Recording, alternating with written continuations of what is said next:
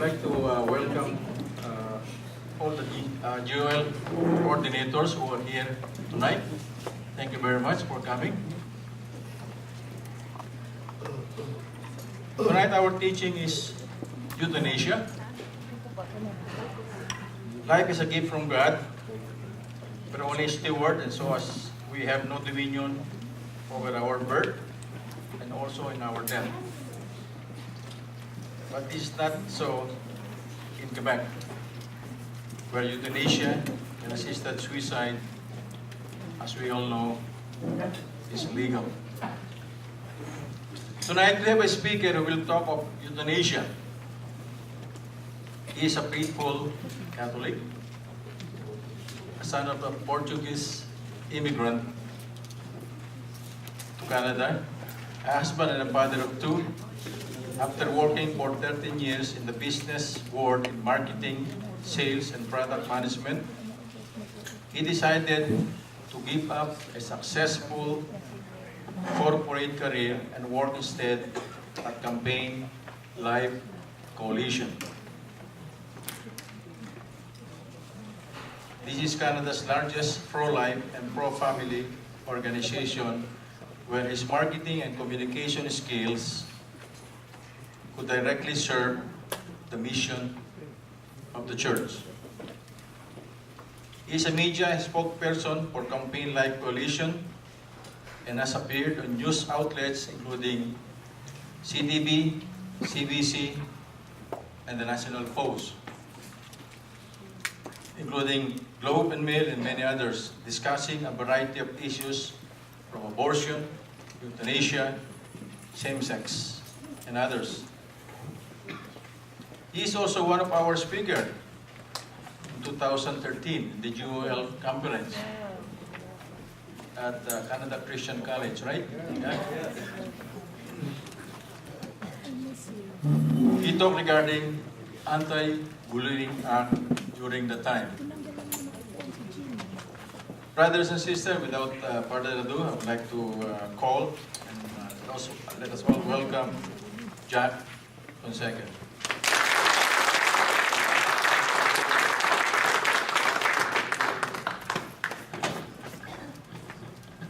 Thank you very much. I'll begin the talk, and what I'd like to do is speak for it's about a 45-minute talk.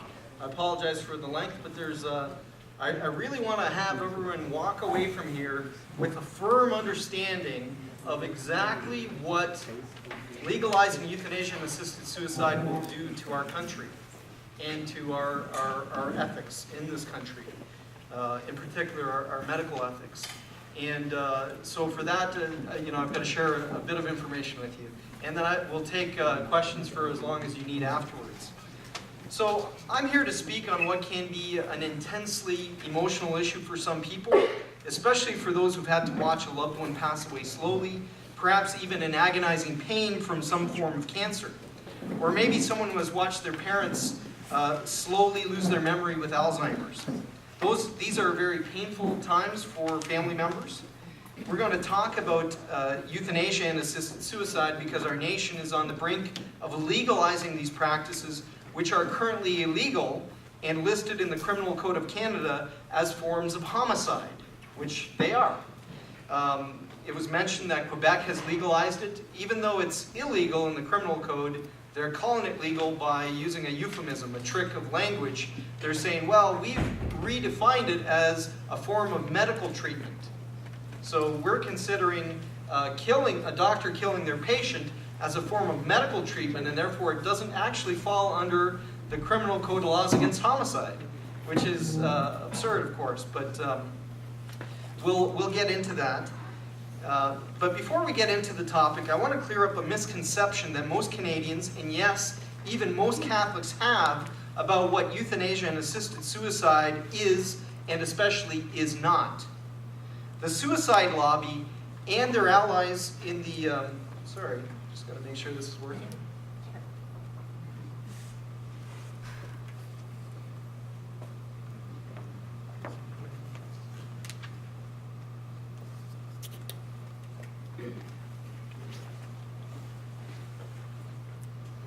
Okay. So the suicide lobby and their allies in the media deliberately conflate the issue of refusing life support treatment, such as a breathing machine, with the practice of euthanasia. These are not the same thing whatsoever.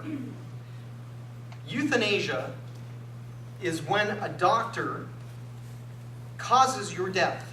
Usually this is done with a lethal injection. So with euthanasia, the direct cause of your death is the lethal injection.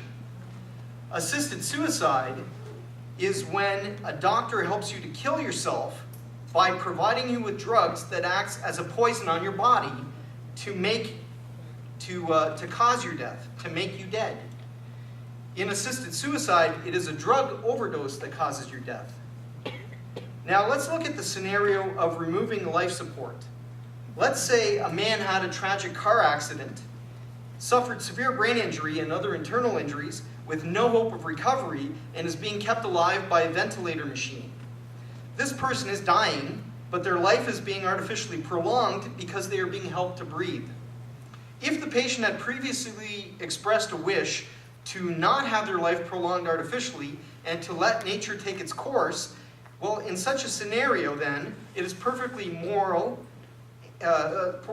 legal and morally licit for the family to tell the hospital to disconnect the ventilator. We already have this legal right in Canada to be able to refuse extraordinary care. We know that the patient will probably die once the ventilator is disconnected. However, this is not euthanasia or assisted suicide. In this situation, what causes your death is the underlying injury. In this example, the brain damage that you suffered. You die of natural causes. This is totally different from euthanasia, where the underlying cause of your death is a lethal injection or drug overdose by some type of poison. And this is where the moral difference lies. It really is the difference between shooting grandma in the head versus letting her die from natural causes. The former involves one person killing another. The latter is simply allowing nature to take its course with an underlying illness or injury. The media, unfortunately, which is rabidly pro-euthanasia, deliberately allows these different issues to get conflated. There are a lot of Canadians and a lot of Catholics who believe that doctors can legally force you to stay on life support against your will, even when there is no hope of recovery and when it's not providing any benefit. That's not the case at all. But the media and pro-euthanasia politicians want you to believe that is the case. They want you to be confused about that so that you'll support euthanasia under false pretenses, thinking that it'll grant you a new right you don't already have. The fact is that in Canada, you already have the legal right to refuse life support and extraordinary care, including even chemotherapy for terminally ill patients, if that will bring you more burden than benefit. You can refuse a ventilator, but that's not what the euthanasia debate is about. The debate is about granting doctors the power to kill their patients. And now that we've cleared that up, let's address what happened last year. On February the 6th of 2015, 9 unelected judges on the Supreme Court of Canada attempted to strike down the section of Canada's criminal code which makes illegal the forms of homicide known as euthanasia and assisted suicide.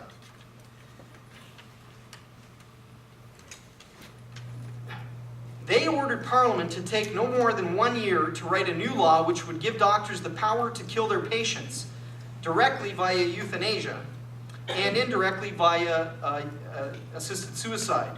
This was subsequently increased by 4 months to give Parliament a total of just 16 months to write new legislation, meaning that the government needs to have a new law in place by June the 6th of this year.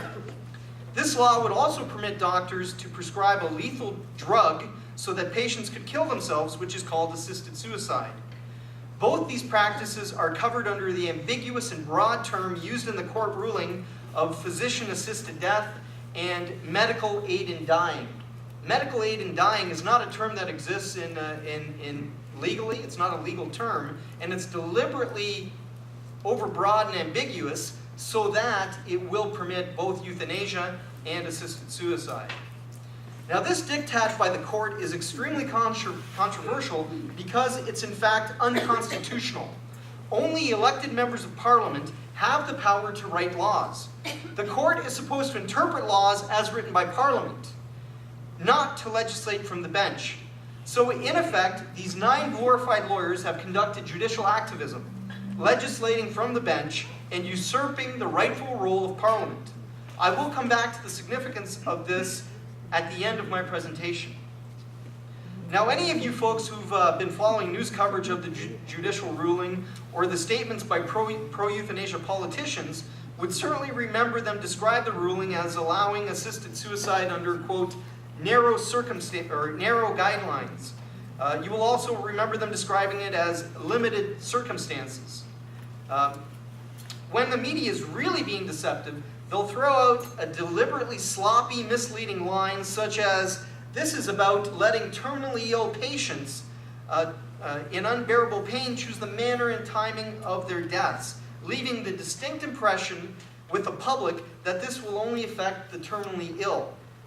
This is media malpractice because the Supreme Court's ruling mandates that doctors must help kill patients who are not dying, but merely have a, quote, grievous and irremediable medical condition, including an illness, disease, or disability that causes enduring suffering that is intolerable, end quote. Now, do you notice, that's up, the definition from the Supreme Court ruling is up on the screen, and do you notice that it nowhere says that the illness must be terminal? It does not even state that it has to be a physical health condition. This leaves it open to letting people with psychological problems, including depression, receive a euthanasia killing. The judicial activists actually wrote about psychological suffering as well in their decision. And yes, that will most definitely be interpreted to mean the morbidly depressed and the mentally ill, if the doctor believes that there is no other means acceptable to the patient to alleviate their psychological pain. And we saw this within the past 7 days, where the suicide lobby presented to Parliament, to the Liberal government's Committee on Euthanasia and Assisted Suicide, and they argued that people who technically do not have the ability to give consent, those with dementia, should be permitted and given access to euthanasia and assisted suicide. We have been assured by the Supreme Court, by the suicide lobby, and by their allies in the mainstream media that there would be no slippery slope effect in Canada. By slippery slope, I'm referring to the undesirable effect of euthanasia starting out in a supposedly narrow category and then expanding to more and more categories in the future, which Canadians today would find ethically reprehensible. We've been assured that the medical community will build a, quote, carefully designed and monitored system of safeguards, end quote, into Canada's euthanasia regime, and follow purportedly narrow guidelines so that no abuses ever occur. Well, you know what? The first country in the world to decriminalize and ultimately legalize euthanasia was the Netherlands in around 1984. And that is a very advanced, progressive nation. And when the Supreme Court first decriminalized euthanasia, there were emotional appeals to the public for the plight of the terminally ill.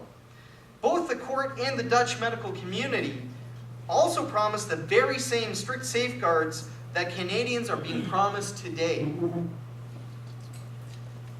We are literally bombarded with promises about the strict safeguards that the judges have laid out in their euthanasia regime.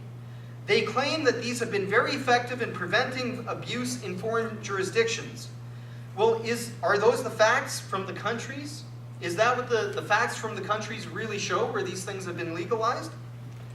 Are we seeing in these countries that the much vaunted safeguards are working? Well, let's see. I'm going to play a short video, it's only about 90 seconds long, of the progression of euthanasia in the Netherlands since that first legal change in 1984. And I'm just going to plug in a speaker here.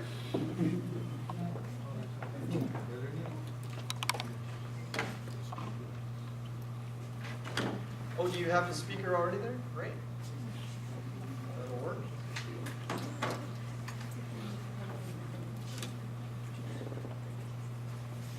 Euthanasia in 1984, thanks to this court ruling which decriminalized it, appealing to the public for the narrow case of terminally ill patients for whom we can do nothing more to ease their suffering. Since that time, Dutch doctors went from killing the terminally ill who asked for it, to killing the chronically ill who asked for it, but who are not even dying, to killing depressed persons who ask for it, to killing newborn babies in their cribs, where babies with serious illnesses or disabilities are euthanized in their cribs.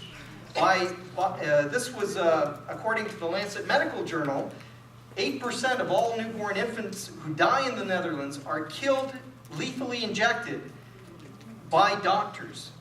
Today, Dutch doctors are killing the elderly who are tired of life or merely lonely who ask for it.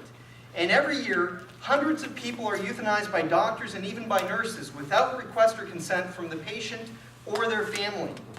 The doctors are simply deciding on their own that these people, usually elderly, have a low, quote, quality of life and would be better off dead than sucking up valuable healthcare resources. The Dutch people have evolved in their thinking and now embrace euthanasia not as something done rarely in narrow circumstances, but as a good for all who want it, and for virtually any reason. In 2013, according to the latest data, 1 in every 28 deaths in the Netherlands was by a doctor killing them. That's triple the number of people who died this way in 2002. And this practice is growing by 15% each year. That's the rate of growth of euthanasia and assisted suicide. And yet we are told that assisted suicide has a limited agenda. We are told that this is only for terminally ill people where nothing else can be done to alleviate suffering. Now, what a lie. Because of euthanasia and assisted suicide, the culture of death is literally out of control in the Netherlands. Even a recent cover of Newsweek magazine acknowledged this tragic Dutch reality. And it was called, you can see on the screen here, Death Becomes Them. And it says in yellow text, the Dutch are choosing euthanasia if they're tired of living. Others may soon follow. So even Newsweek is admitting that the culture of death is taken over in the Netherlands. You know, with this cover, death becomes them. Death becomes the Dutch people. And things get worse in the Netherlands still. They've now moved euthanasia into the psychiatric wards. Psychiatrists are getting in on the killing, terminating patients who are who are mentally ill. The Dutch Minister of Health revealed that in 2013, the most recent year for which data is available, 45 mentally ill patients were euthanized by psychiatrists. Now, this is truly a nightmare scenario in the psychiatric profession.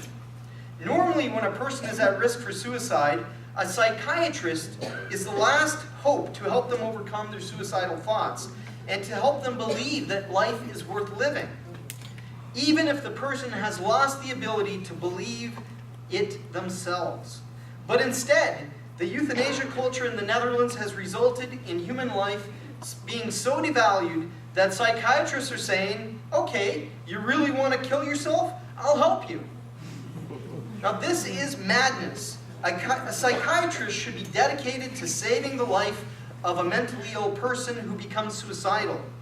Now, in the Netherlands, psychiatrists are increasingly saying that the cure for mental illness is a lethal injection. Why is this situation so out of control in the Netherlands? Well, it's because the public has accepted the fundamental premise of euthanasia and assisted suicide, which is that killing is an acceptable solution to human suffering. In the Netherlands, to legally qualify for euthanasia, you must have 2 doctors agree that you have, quote, unbearable suffering. Now, please note that unbearable suffering is something that cannot be measured in units. You can't put a tape measure on it and say, well, sir, you have 30 units of suffering, and the law requires that you must have 300 before we can kill you. You can't do that. You can't measure it. It's a subjective thing in the mind of the beholder. A severely depressed teenager may say that she has unbearable suffering that cannot be alleviated by any other means than death. A person with chronic pain who is not dying can claim to have unbearable suffering. A senior citizen who experiences loneliness without family or friends to come visit them, day in, day out, can say that they have unbearable suffering. And what doctor, psychiatrist, politician, or judge has the ability to prove that they are wrong?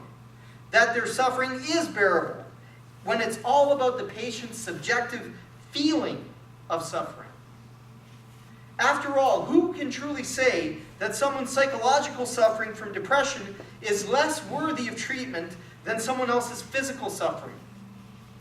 With modern pain management techniques, even many people dying of cancer today can have very effective pain relief. But how do you alleviate the mental pain of the depressed person, the schizophrenic person, the lonely senior citizen whose children never visit? The Dutch courts and medical community have decided that it would be discriminatory to declare one person's physical suffering more worthy than another person's psychological suffering. And after years of propaganda from the suicide lobby, the Dutch public, in huge numbers, is agreeing. If we say that killing is an acceptable solution to human suffering, there can be no stopping it. The categories of killable people will expand over time as the definition of unbearable suffering continues to expand. There is nothing more powerful than the force of human logic, and once it becomes accepted in society that killing is an acceptable solution to human suffering in one circumstance, it will expand until everyone that wants to be killed can be killed. If it is legalized in Canada, the Dutch experience will be our certain future as well. But it won't take 32 years to arrive there as it did with the Dutch, who were the first people on the planet to travel down that road. The only way to stop this logic is by keeping euthanasia and assisted suicide illegal in all situations, in all circumstances. We must restore in society the Christian understanding that human dignity is derived not from our state of mental health, our physical health, our mental competence, our abilities, but from the mere fact that we are human. Now, some of you, in case you're tempted to think, come on, Jack, you're just cherry-picking one country that has problems. Surely other countries have had success with legalized euthanasia or assisted suicide. Okay, well, I'll take that challenge. Let's look at Belgium. Again, another extremely progressive secular nation. In fact, it is the home of the European of the European Union, with its legions of intelligentsia and human rights agencies. Belgium legalized euthanasia in 2002, and there are bizarre and downright shocking headlines coming out of that country that could make your hair stand on end. These headlines make it abundantly clear that Belgian society has wholeheartedly embraced the false premise that killing is an acceptable solution to human suffering. Let's look at the first case from 2013 about Mark and Eddie Verbessem, a pair of identical twins.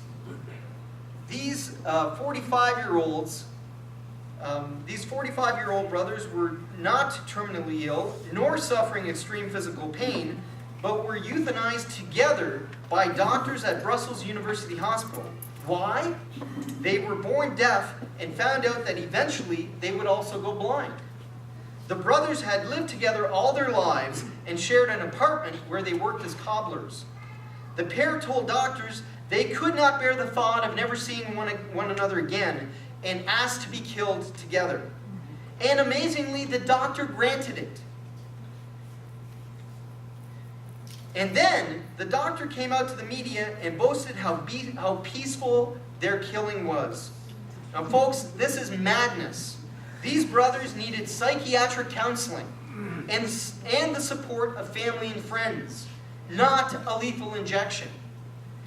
And think about what message did that send to all the other people who are living with the disability of blindness or being deaf? Doesn't it send the message that their lives too are not worth living?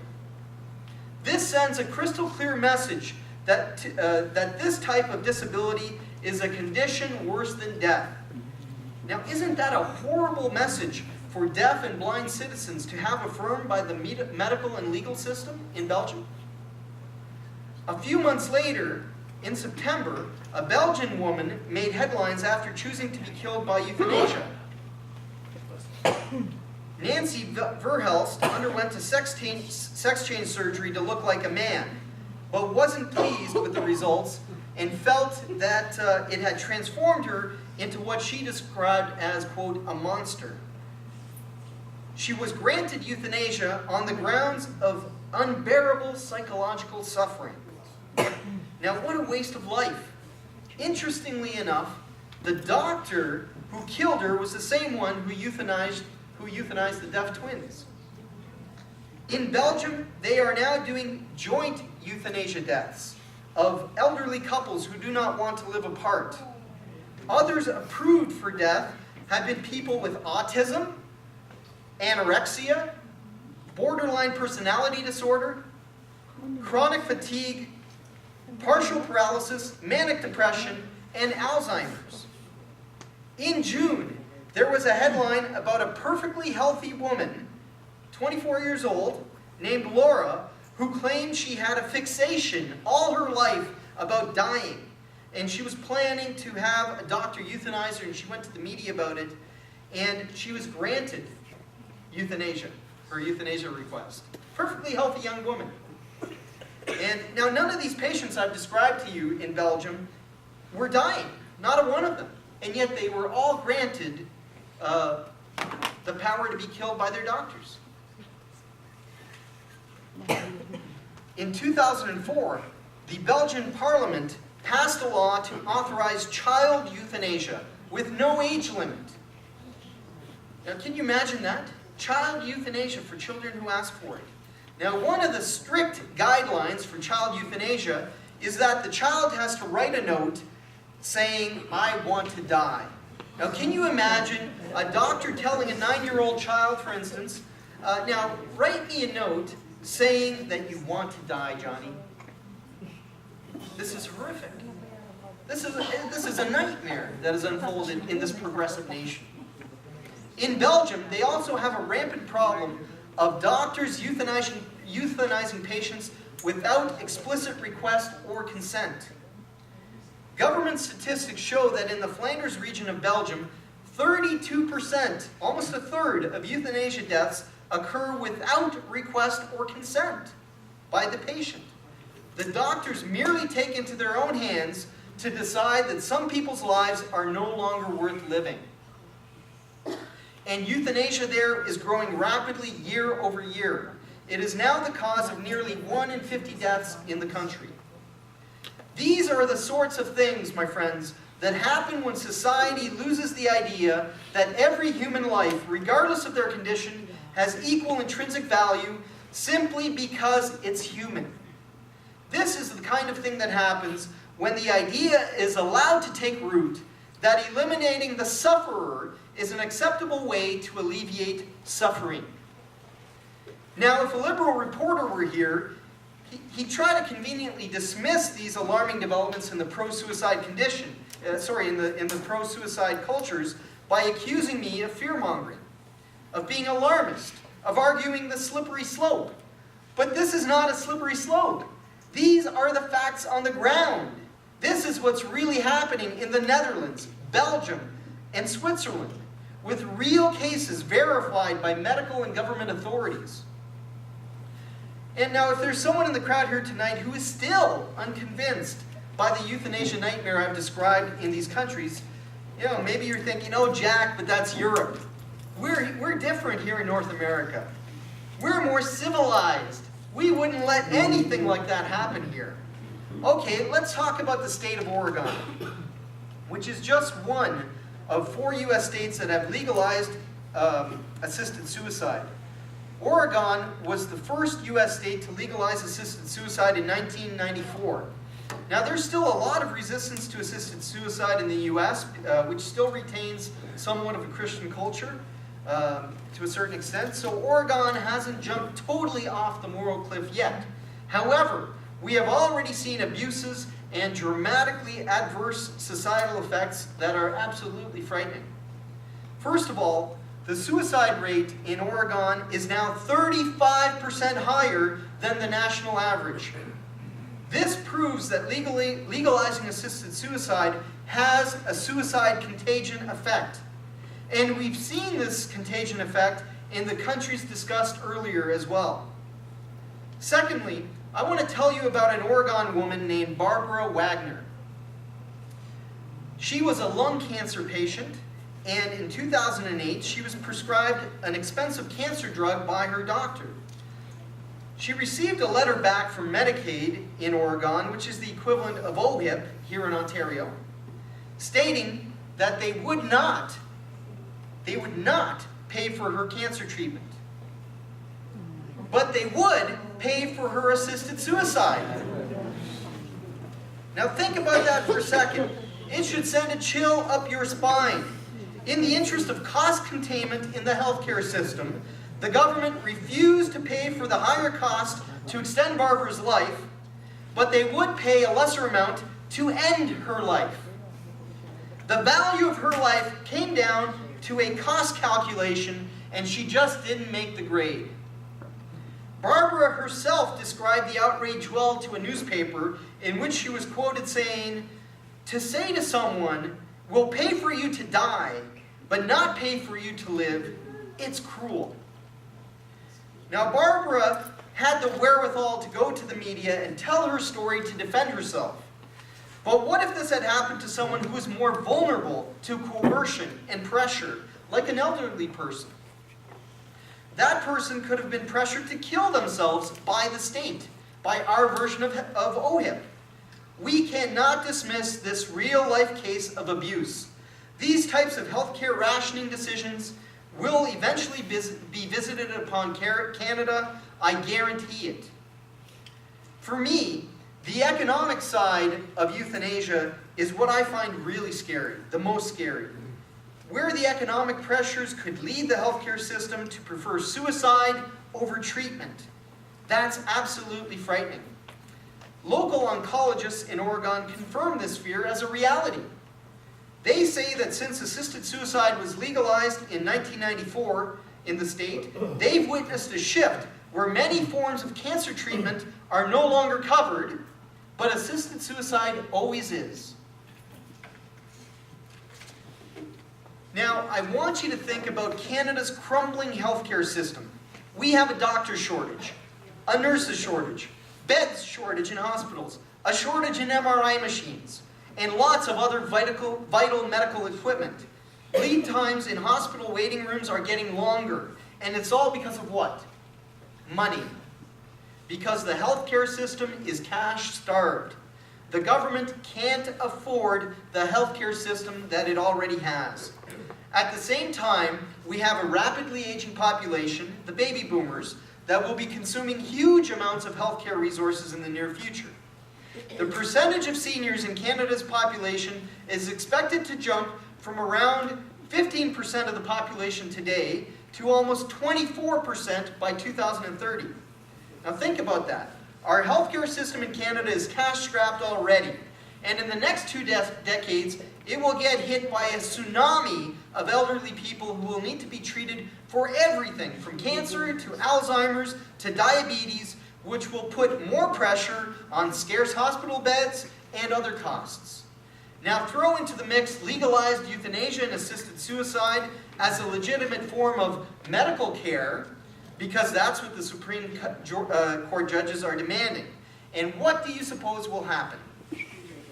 Isn't it realistic to believe that some doctors and government bureaucrats, due to cost pressures, will shift from recommending treatment to recommending suicide for some people? Wouldn't it be easier to steer elderly and disabled patients to suicide than to treat them? I mean, all you have to do is provide a brochure or a consultation that makes them aware of all treatment options. Included amongst them, of course, would be assisted suicide or euthanasia. All it takes is to plant that idea in the minds of vulnerable people.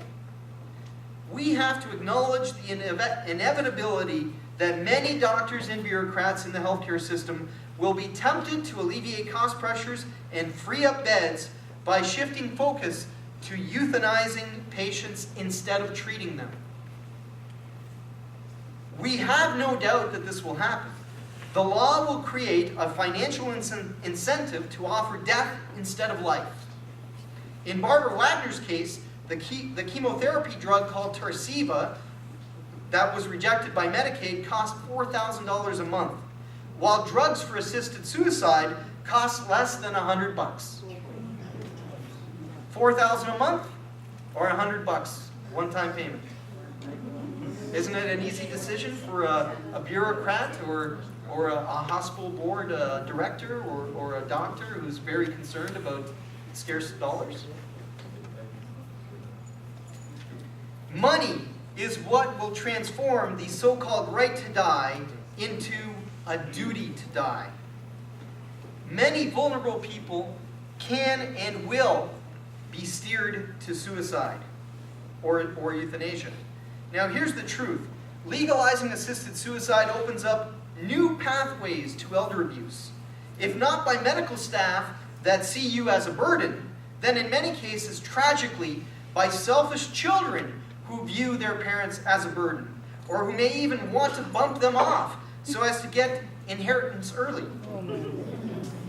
Canada already has an epidemic of elder abuse, often by relatives, and assisted suicide or euthanasia will only exacerbate the problem of elder abuse. And we see this in newspaper headlines all the time, where children and other relatives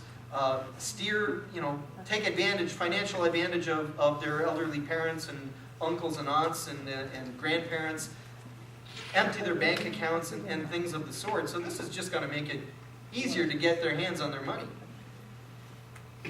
Now, Wesley J. Smith is a U.S. Bioethicist that I admire very much, and he describes the financial incentive for assisted suicide as an economic force of gravity.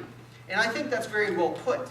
Smith provides evidence of this effect taking hold in Vermont, which only just recently legalized assisted suicide, as well as set up a universal healthcare system, like we have in Canada, to replace private healthcare. Everyone knows that Vermont cannot fund universal health care through its tax revenue alone. That's admitted by everyone in Vermont. Smith pointed out that already editorials have come out recommending that Vermont should pay for its universal health care system through health care rationing. And guess what? Assisted suicide. In other words, lower expenses by reducing the number of patients, by killing them. There will be an economic force of gravity at work that will be very difficult to resist by a godless, secular healthcare system, which sees killing people not as homicide, but as a legitimate form of healthcare, of medical treatment, stripped of all its tragic consequences. We're already seeing signs in Canada of doctors pushing people to die early, and it looks very much like it's done to save money inside the healthcare system. One example is the Razuli case. In 2010, a brain surgery went wrong at Sunnybrook Hospital in Toronto with a 61-year-old man named Hassan Razuli. It left him on life support with a ventilator and feeding tube. Now, despite the law in Ontario being that consent from the family must be obtained before life support treatment can be removed, the doctors at Sunnybrook Hospital tried to have his ventilator removed without the family's consent. They claimed that the breathing tube was futile treatment, despite the fact that his wife, also a doctor, said he was responsive. When the family objected to removing his breathing tube, which was their right under the law, Sunnybrook Hospital took them to court to try to take away their right so that doctors could become the sole arbiters of when life-sustaining treatment could be withdrawn. Now, when the lower court sided with the family, Sunnybrook Hospital continued to appeal and in fact fought all the way to the Supreme Court of Canada, where thank God they eventually lost. Now at this point, I need to clarify once again that withdrawing a ventilator is not a form of euthanasia. That's just allowing a person to die of natural causes, and it's perfectly licit if the patient or the family acting on the patient's behalf feels it's time to let nature take its course. And the only reason I'm using this example is it shows the eagerness of doctors already in Canada to get rid of patients whom they decide have a life that's not worth living. Now I need to be clear that the doctors never admitted that this was a decision about money, but somehow I find it very difficult to believe that they didn't look at this man who was minimally responsive, whom they labeled as a non-human vegetable, and all they could see was money pouring down the drain, instead of a valuable human being possessing as much worth and dignity as anybody else.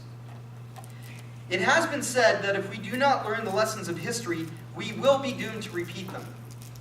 The devaluing of human life that began with compassionate euthanasia was accepted in another great society. Germany, from the 1920s through the 1940s. This was the most scientifically, artistically, and socially advanced society in the world at the time.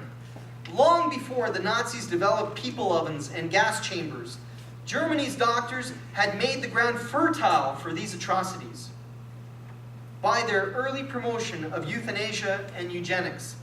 Now, I think that Hitler was only able to commit his crimes in the late 1930s and 40s because the German medical community had already introduced the idea of killing as an acceptable solution to human suffering. The historical record is that without any coercion from Hitler, German doctors willingly euthanized 250,000 disabled children and adults. Long before Hitler ever came to power, this euthanasia culture was promoted by the medical community and became entrenched in German society, making it possible for Hitler to subsequently do what he did. In 1920, German doctors published a book called Permission to Destroy Life Unworthy of Life by an author named Karl Binding and Alfred Hoch. In this book, the doctors laid out a rationale for mercy killings with euthanasia. Now, the ethicist Wesley Smith says that this book was the first time that the term right to die was ever used, at least in his research. And it was described then as a healing treatment, as it is by our Supreme Court in Canada today. The book said that there were 3 categories of killable people. People who were terminally ill. Have we heard that before? People who were unconscious, and those who they pejoratively labeled as the idiots, who were draining society of needed resources. Nazi death camps started as compassionate killings, and in October 1939, Hitler himself initiated a decree which empowered physicians to grant a mercy death to patients, now this is their words, this was Hitler's decree, to patients considered incurable according to the best available human judgment of their state of health, end quote. Wow. Don't those words sound like you could have just as easily pulled them from the Supreme Court of Canada's ruling? The Nazis were big on euthanizing people that they viewed as a cost burden to the state, especially the mentally and physically disabled. Now I'm going to show you one of the Nazi propaganda posters used to soften up the public appetite for the idea of euthanasia as a form of healthcare cost containment. This was used in the 1930s and shows an invalid sitting on a stool with a care person towering over him. The German writing on the poster reads, quote, "This person suffering from genetic defects cost the community 60,000 Reichsmark during his lifetime. Fellow Germans, this is your money too." Now, why am I showing you a Nazi pro-euthanasia poster? The Dutch, Belgian, and Swiss and Oregon governments have never done anything that comes as close to this poster's brazen call for society to kill off the mentally and physically disabled.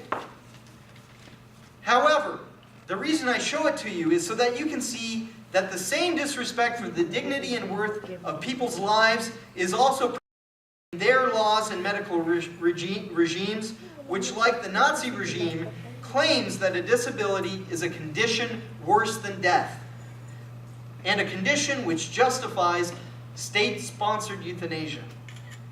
I show it to you because the same dehumanizing belief system is present in the growing problem of Dutch psychiatrists euthanizing their mentally ill patients. Sure, the doctors today use soft, compassionate language and many euphemisms, but the result is the same: killing off vulnerable people with the justification that their disability makes their lives worthless. Folks, I showed you this German historical reality to make the point that if the Canadian government allows the Supreme Court to bully them into legalizing euthanasia, we are going down an evil path. A path of death and abandonment, where the value of human lives is measured in dollars. We are turning away from a medical ethic that values every life equally. And you know what? We can do better. We can do better for the people who think they want to die than a lethal injection. Most of the time, these people don't really want to die. They just don't want to be depressed anymore. They don't want to be lonely anymore. They don't want to feel like they are a burden to their families anymore. Wesley Smith asked a poignant question that's worth considering. How did we make it so that our fathers, our mothers, our aunts and uncles feel that they are a burden to us? This is the throwaway culture that Pope Francis so often speaks of, wherein we shut away our parents in old age homes, where sometimes they are not treated well and live in isolation. As a society, and that includes the medical and mental health professionals and government, we need to start to address the real reasons people ask for death, such as loneliness and depression. We need to build a support network around these people, and then what we'll see is that very few people ask for euthanasia. But this will take serious work towards providing a culture of family and true community for the most vulnerable. It can be done. The last thing these people need is a law which steers them towards suicide when they're in a vulnerable state. Now, I want to close off speaking about the spiritual and religious element of the assisted suicide and euthanasia debate. Every Christian knows that the fifth commandment is, "Thou shalt not kill." Some translations say, "Thou shalt not murder." But if you inspect the commandment closely, you will find a subsection 5b, which says, "with the exception of self-murder." God does permit that. I joke. I joke. We all know that there is no exception to the commandment, "Thou shalt not kill," not even for self-murder. So why is it that the overwhelming majority of Christians, including the majority of Catholics, feel perfectly comfortable saying that they support legalizing self-murder? Or that they support granting some people in society the legal right to kill other people in society? I'm sure that there are many factors that contribute to this surprising position amongst those who profess to believe in the Ten Commandments. But I think a key factor is that Catholics have lost a sense of sin. They no longer believe that hell or Satan is real. Or if they do, they've accepted the common wisdom that almost nobody goes there. After all, if almost everybody goes to heaven and almost nobody goes to hell, no matter what they do in this life, save for people like Hitler, then regular Catholics, regular Christians, don't need to worry about sin. They can commit all manner of actions that the church officially calls sinful. They can contracept, they can abort their children, they can sterilize themselves, they can have affairs, they can cheat other people for money, and yes, they can commit self-murder. or support self-murder in legislation, but they'll still go to heaven, right? Why? Why do they believe this? Because they've come to believe the accepted wisdom that almost everyone goes to heaven, as is taught, for example, by the popular Catholic teacher, Father Robert Barron, who is now a bishop, Bishop Robert Barron. And, you know, Robert Barron is someone that I like many of his teachings. I have his CDs in my car, and I listen to them from time to time. But on this teaching, he's just plain wrong on what he teaches other Catholics. The problem with this accepted wisdom is that it's the exact opposite of what Jesus Christ himself taught from his own lips. The problem is that it contradicts what Jesus himself told us in sacred scripture about hell and judgment. For instance, in Matthew chapter 7, verses 13 to 14, Jesus said these words in the parable of the narrow gate. Enter through the narrow gate, for wide is the gate, and broad is the road that leads to destruction, and many enter through it. But how small is the gate, and how narrow the road that leads to life, and how few there are who find it. Folks, the words of our Lord are extremely blunt. To quote Brother Tote, do we agree or do we agree?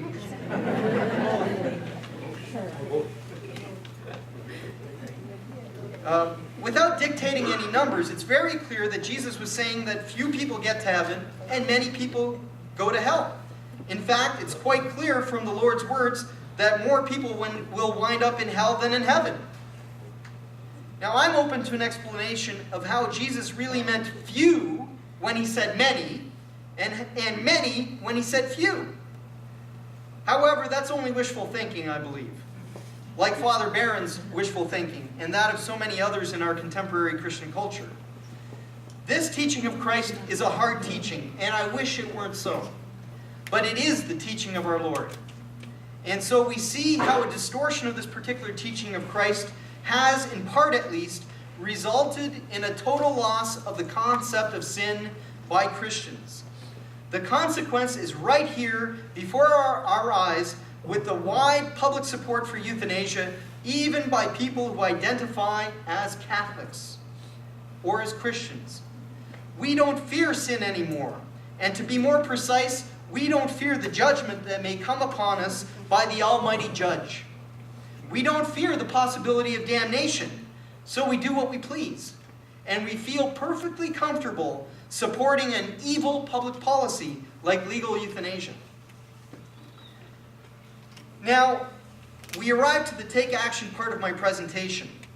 Now, Campaign Life Coalition is absolutely convinced that if Parliament goes along with the Supreme Court's mandate that all the abuses seen in other jurisdictions will be visited upon our country, we will go down the same euthanasia rabbit hole as those countries have. Does Parliament have to go along with the Supreme Court is a big question. These activist judges who fancy themselves philosopher kings with absolute power, do they have the power to command our Parliament to change the law? No, the judges do not. The court does not. The government can invoke the activist judge override provision, which is contained in the Charter of Rights and Freedoms. It was placed there as Section 33 of the Charter by its founders, precisely in anticipation that activist judges might one day overstep their bounds. And this is usually called the notwithstanding clause. I call it the activist judge override provision.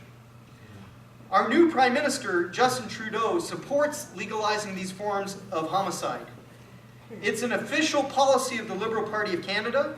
In fact, within the past week, Justin Trudeau's government announced that all Liberal MPs will be whipped to vote in favor of legalizing euthanasia and assisted suicide, regardless of their conscientious beliefs.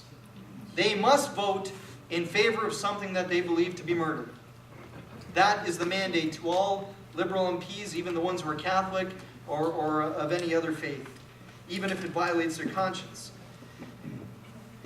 Now, because Justin Trudeau has a strong majority government and he's committed to passing this legislation, We have to admit it's an uphill battle to prevent it from passing.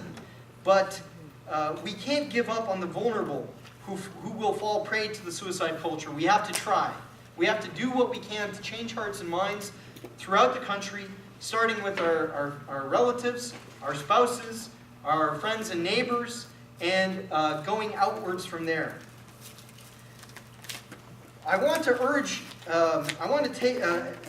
ask all of you to urge the Prime Minister, the Justice Minister, and your local Member of Parliament to invoke the activist judge override provision. Tell them that we need 5 more years in which Parliament can set up a commission to study the true impacts of euthanasia and assisted suicide in other countries, such as what I've described to you tonight. I have brought along postcards created by our friends at the Euthanasia Prevention Coalition, which you can see on screen. They have launched a campaign asking Parliament to invoke the activist judge override provision. And to send these cards is absolutely postage free. It will cost you nothing. And the wording of the postcard says, first of all, you would fill in your name, the address, and on the other side, it's got the House of Commons address. You just put in MP, first and last name, whatever your MP's name is, and you don't have to put a stamp on it. And what the card says is, I oppose the Supreme Court's decision on assisted suicide. I urge the government to invoke the notwithstanding clause to continue protecting people from assisted suicide. So I've brought copies of these. Please take them with you.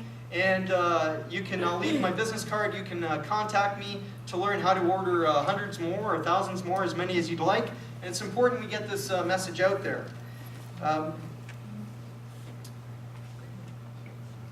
Now, I think it's, I've said that it's going to be an uphill battle to prevent this legislation from passing. But even if we're not successful, it's very important that we simply not give up. And I'll tell you why. This also impacts upon the salvation of souls. It also impacts upon the Christian faith of so many Canadians here, because if they accept the belief that self-murder is merely an acceptable form of medical care, they are accepting a sin. They are allowing sin to enter into their thinking. And once a particular moral teaching of the church is allowed to fall, the other legs, the other pillars of moral belief and theological belief can also begin to crumble. Because after all, if the church is wrong about one thing, well, maybe it's wrong about that other thing too. And maybe that other thing. So it's very important that we spread the word, that we educate more and more Canadians about this, about the dangers of euthanasia, so that they utterly reject it in every instance. And furthermore, there's another reason yet why it's important that we not give up, even if the legislation is passed, and we continue to fight, we continue to educate the people around us. And that is, when these abuses start happening, we want to be able to protect as many people from abuse as possible. So the more people who are aware of what's coming, in the form of what's already taken place in Holland and Belgium and Oregon, for instance, they'll be able to look out for situations with their own family members of someone who's being steered to suicide, or someone who's requesting euthanasia when in fact they're merely depressed. And they can help protect that person's life and protect their spiritual well-being as well. So these are very, very important reasons to continue fighting, even if Justin Trudeau's Liberal government legalizes euthanasia and assisted suicide. So I want to thank you for your patience in putting up with me and our technical difficulties. And I'm free for questions as long as the organizers would like to entertain questions. Thank you.